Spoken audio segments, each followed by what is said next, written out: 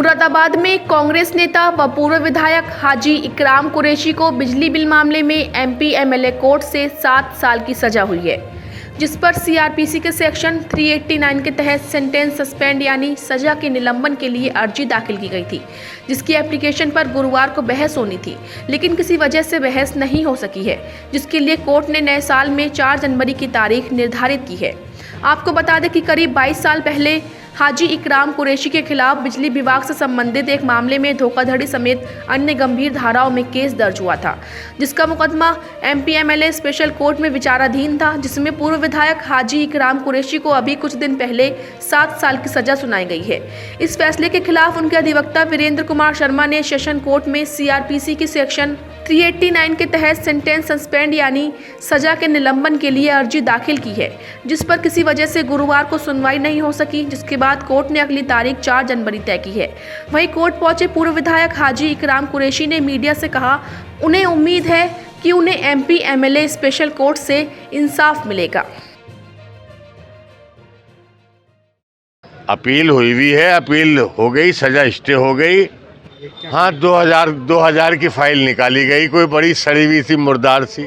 हमने सन 1995 से कारोबार ही छोड़ दिया था, जब से हम मेयर का चुनाव लड़े थे 95 में। उसके बाद से हमने कारोबार छोड़ दिया था, हमें कुछ नहीं पता क्या है और क्या नहीं है। बस इतना मानते हैं कि हम जुबान वाले हैं, हम जुबान खोलते हैं, हम गरीबों की लड़ाई लड़ते हैं, हम मजदूरों की लड़ाई लड़ते हैं, हम रिक्शा चालकों की लड़ाई लड़ते हैं।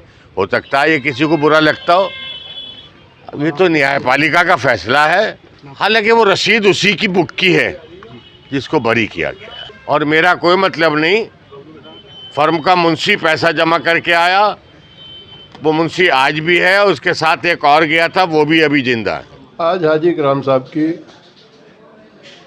एमपी एमएलए कोर्ट में अपील थी,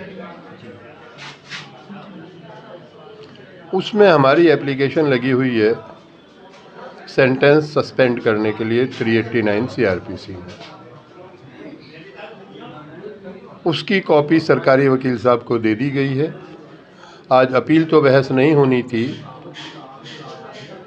जो 389 की एप्लीकेशन है वो मेरी बहस होनी थी, और आज बहस हो नहीं पाई है, उसमें 4 जनवरी फिक्स हो गई है।